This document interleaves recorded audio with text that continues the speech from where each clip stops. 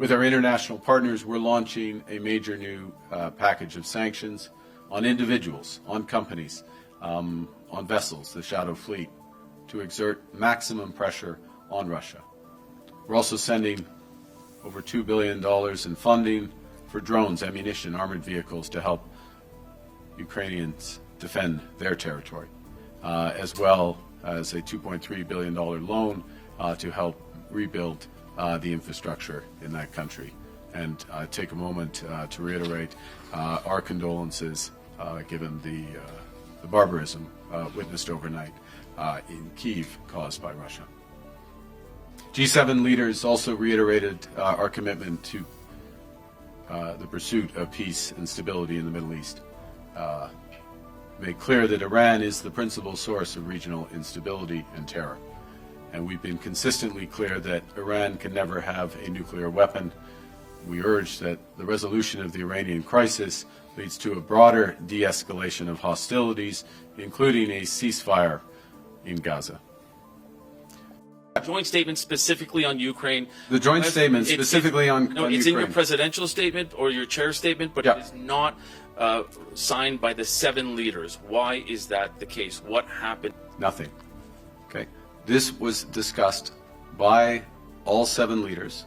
Well, it's more than 7 because we have the presidents of the European Commission and the presidents of the European Council last night at dinner. These exact words, and they're in my chair's summary. We had, as I said in French, we had a declaration given the exceptional and fast-moving situation in Iran. We concentrated on that, and as a specific one, I held this for my chair's summary. On retaliation, you have not retaliated the doubling of steel and aluminum. No, we have not yet. We retain the flexibility in order to do so, and we are looking. But I will say one thing which is related to that, which is we are looking very actively about the risks from third-party or third country flows of steel, and mainly steel, but possibly aluminium, into Canada. And the need to provide protections from that. As this evolves, relate as much to other countries' potential dumping of steel, excess steel into Canada as it does the U.S. So we're looking to calibrate appropriately, but we'll do what's necessary, and in short term. And I wouldn't necessarily look to a 30-day window to in that response.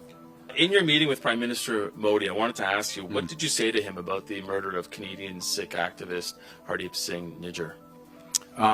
We have had a discussion, the Prime Minister and I, about the importance of having the law enforcement to law enforcement dialogue, which is not just dialogue, cooperation directly.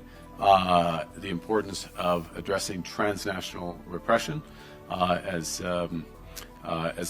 I noted, including when we met, and obviously there is a judicial process that's underway, and I need to be careful about further commentary.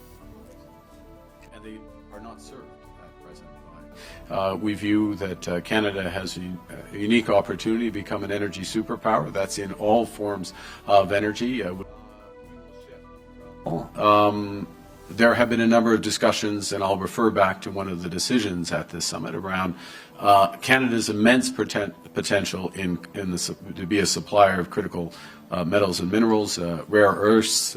We will create a critical minerals production alliance, a G7-led strategic initiative to stockpile and develop critical minerals needed for defense and technology, including a range from germanium, gallium, graphite, rare earths.